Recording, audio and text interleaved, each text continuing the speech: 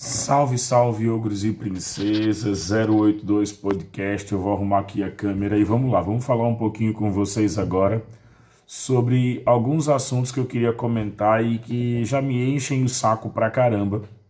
Mas claro, eu sou apenas um ogro, uma câmera e muita ideia na cabeça, então 082 Podcast para você. Vamos falar de três assuntos bem básicos aqui. O primeiro deles é sobre o delegado da Cunha, né? Como funciona a questão do delegado da Cunha e sua exposição midiática, o que pode gerar uma possível expulsão da Polícia Civil do Estado de São Paulo.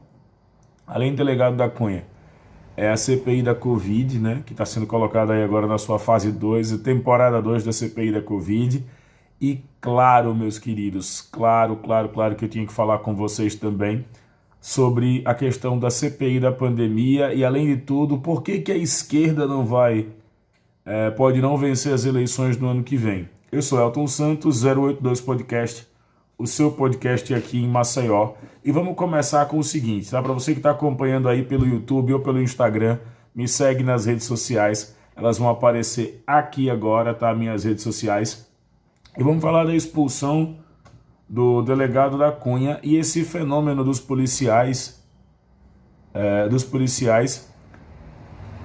que utilizam a mídia aí para poder filmar suas operações, abordagens. Qual o lado positivo e qual o lado negativo disso? Vamos lá, lado positivo disso.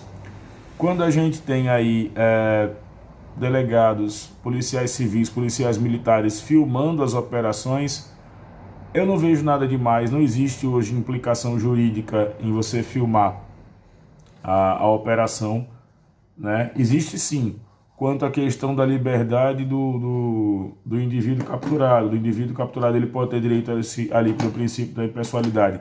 Ele pode não querer ter sua imagem vinculada, ele pode não querer ter sua imagem vinculada à ideia de um programa policial. Mesmo ele estando ali em ato flagrancial, ele está ali preso, ele vai ali ser detido, conduzido ou qualquer outra coisa que venha a ser por força de justiça, a imagem ainda é um direito que lhe pertence. E o delegado da Cunha, a gente tem que pensar que ele cresceu, quando eu falo cresceu, né? Na polícia militar, na polícia civil, perdão, com essa cultura de vídeo, da arma, de usar o logo do Punisher, né? Do Justiceiro e aquela coisa toda. Se a gente for observar direitinho, esse modus operandi da polícia, de mostrar uma polícia que atua, que diz, que fala, que cresce, que se põe, ele é muito comum. Porque esse modo ele atrai views aqui no YouTube, ele atrai views nas plataformas. E é o que acontece com o caso do delegado da Cunha.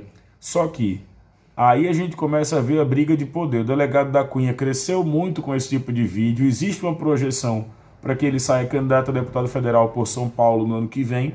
E aí, claro, a cúpula da segurança pública do estado de São Paulo não gostou e já colocou ele ali com uma suspensão de caráter administrativo, colocando um vídeo em que ele supostamente faz uma operação na Cracolândia, em São Paulo. Ele faz uma visita na Cracolândia, em São Paulo.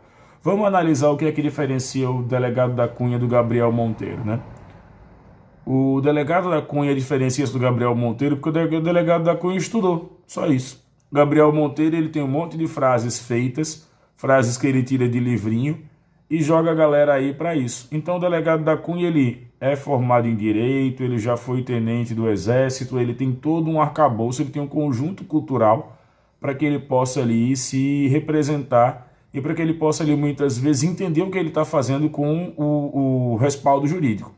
Gabriel Monteiro, ele vai muito no chamado lugar comum e ele faz o que a gente diz na filosofia, que é o apelo às emoções. Nossa, mas quando o bandido invadir a tua casa... Não, cara, se você é policial, a função do bandido não é invadir minha casa. Não, mas quando o bandido invadir a tua casa, você vai chamar a PM. Nossa, quando o cara estuprar a sua filha... Peraí, você quer que isso aconteça para evidenciar a atitude da PM?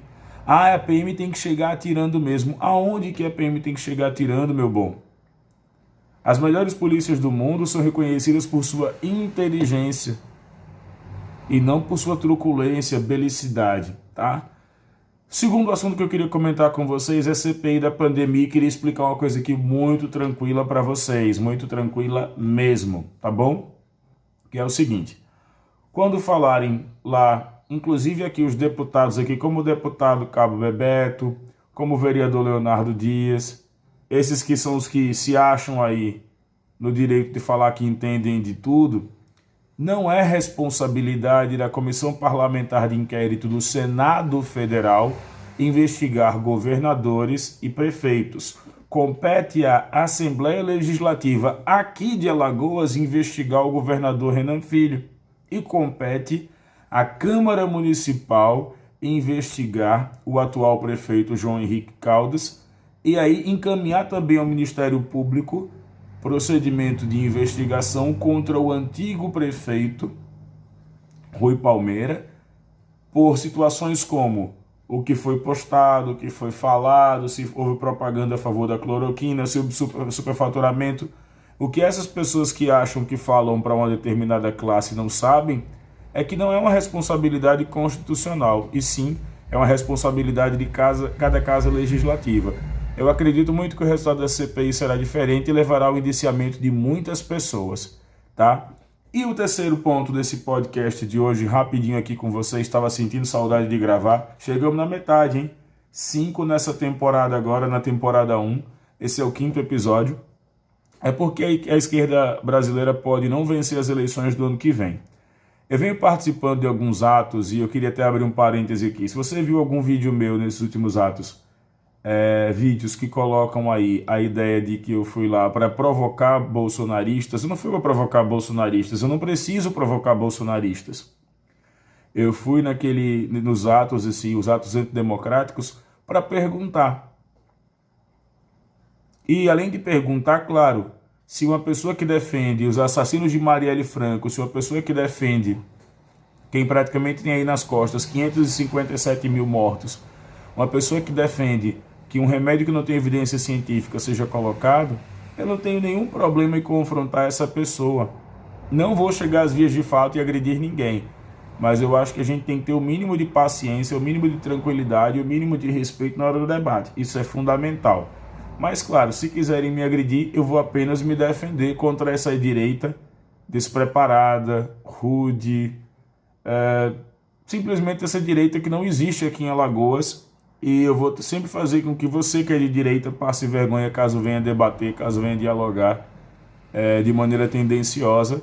Eu vou perguntar e eu tenho certeza que você não vai conseguir responder. É assim que a gente trata quem apoia fascistas aqui em Maceió. Vamos lá. Para dizer por que a esquerda pode não vencer no ano que vem, a gente tem que evidenciar agora que o povo está começando a despertar aquele mesmo sentimento que havia em 2018, que é o fato de dizer o seguinte: mas o Lula é ladrão, o Lula roubou, o Lula é...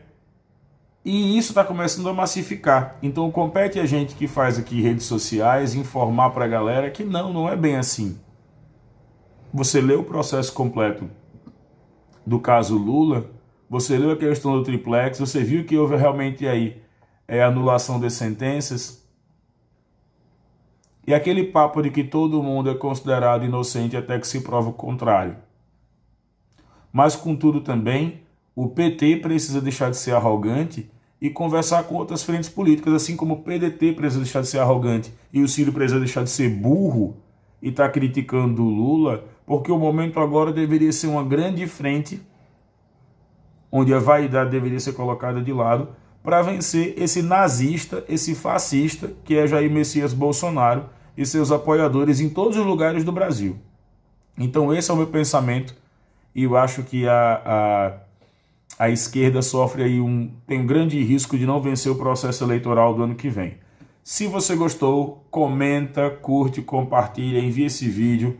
082 Podcast, o seu podcast rapidinho, fácil. Eu quero muito ser o segundo podcast de vocês. Vocês podem ter o Flow como primeiro, vocês podem ter o Podpah, podem ter o Inteligência Artificial, você pode ter qualquer outro podcast. Eu não tenho problema de ser o segundo e vamos garantir os views para voltar a monetizar o canal. Beijo do Ogro e até mais.